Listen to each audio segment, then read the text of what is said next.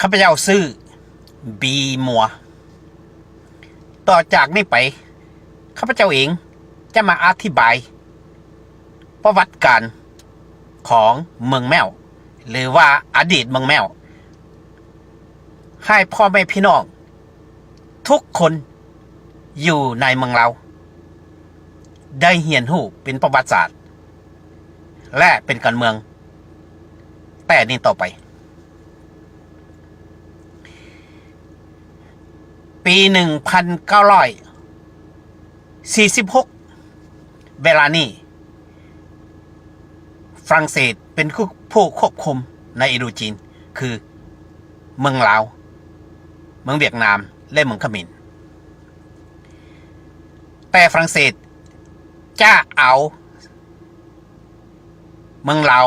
เมืองเวียดนามเมืองเขมรไปจดทะเบียนนามองค์การสหประชาชาติให้เมืองกลายเป็นประเทศของแต่ละประเทศในเวลานี้ฝรั่งเศสจึงได้ซื้อให้พญาตู้บีลีฝูงไปพกกับเขาอยู่เวียดนามและฝรั่งเศสได้เว้าให้ตู้บีว่าตู้บีปัจจุบันข้าพเจ้าจะเอาเมืองลาวเมืองเวียดนามเมืองเขมรไปจดเป็นประเทศอยู่ที่องค์การสหประชาชาติรัฐบาลของข้าพเจ้าจะเอาประเทศหนึ่งให้เจ้าเป็นผู้บัญชาเวลานี้คนมงเขาเอื่นว่าโคนแมวแต่ตูบีตอบว่าข้าพเจ้าบอกเป็นคนสามารถจะปกครองประเทศแมวได้ในเวลานี้พ่อคนแมวหรือคนมุ่งน้อยการศึกษาฉะนั้นฝรั่งเศสจึงบอกให้ตูบีว่าคันว่าจังสันข้าพเจ้าเองจะบ่เฮ็ดประเทศแมวให้เจ้าแต่ข้าพเจ้าจะเอาเมืองแมวให้ท่านเป็นผู้ปกครองและจะเอาเมืองแมวนี้ขึ้นกับประเทศลาวแผ่นดินของเมืองแมวนี้นับตั้งแต่ส่วนหนึ่งของแขวงเงียวอานในเวียดนามเซียงขวางซ้ำเหนือหลังจากนั้นฝรั่งเศสจึงได้เอาประเทศเวียดนามเขมรและลาวไปจุกกันองค์การสหประชาชาติและเขากลายเป็นประเทศแต่ของโคนแมวรัฐบาลฝรั่งเศสเอามาเป็นส่วนหนึ่งในประเทศเราตูบีลีฟุงเป็นผู้ปกครองคนมงทุกคนอยู่ในประเทศเราแผ่นดินตอนนี้แม่นเสียงขวางหัวผันและส่วนหนึ่งของแขวงเงียวอันมาฮอดปี1968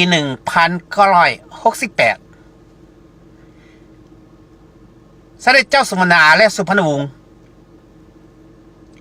จึงมาบอกให้นายพลวังเปาว่าวังเปาข้าพเจ้าเองจะเอา5เมือง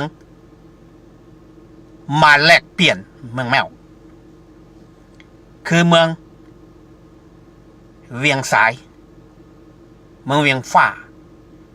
เมืองหนองแหกเมืองงาและเมืองเสียงหุงและแลกเปลี่ยนเจ้าแขวงคนหนึ่งอีกฉะนั้นนายพลวังเปา จึงเอาเมืองแมวมาเปลี่ยน5 เมืองตัวนี้5 เมืองตัวนี้ได้ปกครองอยู่ภายใต้ของคนมุ่งมาฮอดปี 1975 หลังจากนั้นฝ่ายในเรามีชัยชนะเขาจึงเอา5 เมืองนี้กลายเป็นเมือง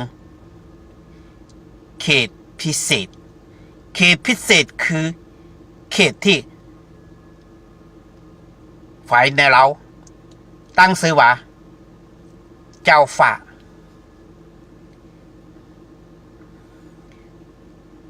เขตพิเศษนี้เขาได้บัญชากันมาฮอดปี มาฮอดปี 2014 ทางเวียงจันทน์จึงเอาส่วนหนึ่งของเขตพิเศษมาตั้งเป็นแขวง17ของเมืองเราของประเทศเราปัจจุบันที่อื่นว่า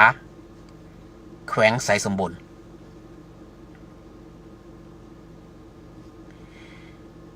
แขวงไสสมบูรณ์เป็นส่วนหนึ่งของเมืองแมวอดีตดินของคนมุ่ง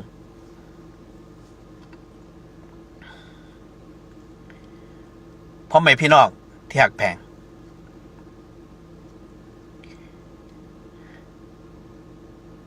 ประชาชนลาวและประชาชนมุ่งเป็นคนดีบ่ได้สร้างศึกสร้างเสือแต่รัฐบาลลาวแดงปัจจุบันเป็นผู้สร้างศึกสร้างเสือให้ชาวมุ่งคนมุ่งอยู่ผู้เบี้ยและปัจจุบันอยู่แขวงไสสมบูรณ์ปี 1994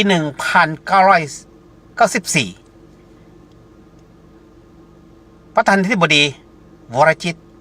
ได้เซ็นหนังสือให้องค์การสหประชาชาติไปบึงไปดูแลคนมุ่งที่อยู่ในป่านิวโพที่ในเราเอิ้นว่าเจ้าฟ้าให้องค์การสหประชาชาติมีสิทธิ์มีส่วนไปบึงเขาไปดูแลเขาไปเอาข้าวเอาน้ำเอาเครื่องของอุปโภคและบริโภคไปให้เขาแต่ว่าข้อปัจจุบันแนวลาวแดงบ่ได้อนุญาตให้องค์การสหประชาชาติไปดูแลเขามีแต่ออกคำสั่งไปฆ่าให้พี่น้องมองยืนผู้เบี้ยและสายสมบูรณ์ตายไปให้หมดฉะนั้นพวกข้าพเจ้าจึงได้ขึ้นศาลโลกนามเอาเจ้านายลาวแดงนี้มาขึ้นศาลเพื่อความยุติธรรมให้คนมุ่งที่บ่มีความผิดอยู่ป่าอยู่ภูบ่มีอยู่บ่มีกินให้องค์การโลกซอกหาความยุติธรรมให้พี่น้องคนมุ่งเหล่านี้มีบ่อนอยู่มีบ่อนกินและกลายมาเป็นมนุษย์ที่มีสิทธิ์อำนาจคือเดียว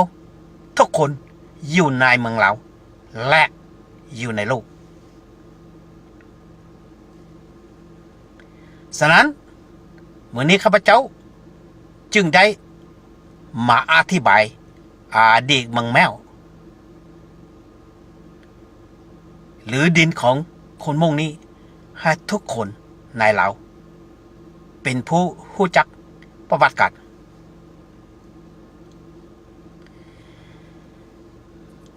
แท้จริงรัฐบาลลาวแดงหากมีความจริงใจให้ทุกทุนซากในประเทศเรานี้เขาควร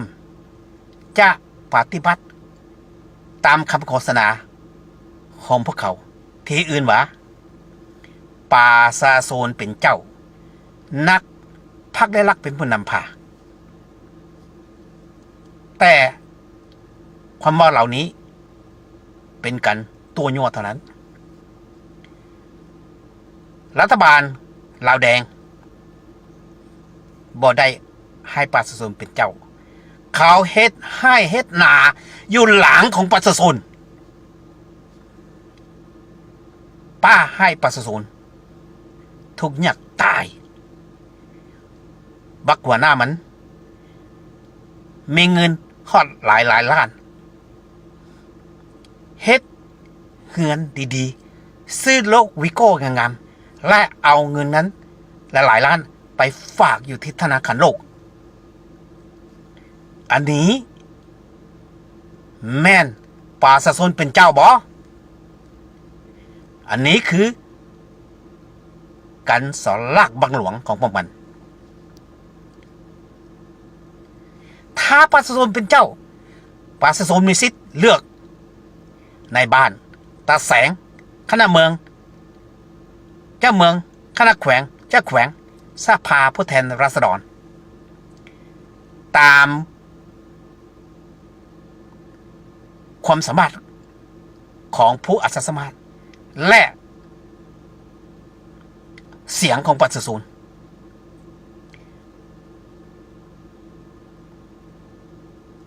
แต่ทุกเมืองนี้ประชาชนบ่ได้เป็นเจ้าประชาชนเป็นข่อยข้าสักตัวอย่างว่า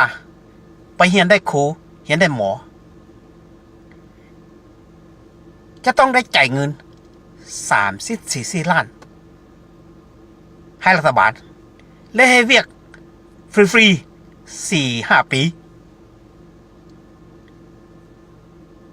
จึงได้งานท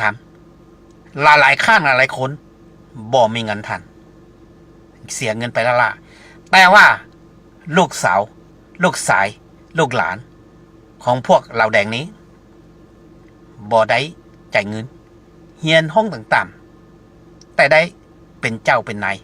ทำงานของรัฐบาลอันนี้แม่นความซอกลักบัดหลวงแม่นการบ่ยุติธรรมต่อประชาชนเราฉะนั้นมื้อนี้ข้าพเจ้าจึงได้มา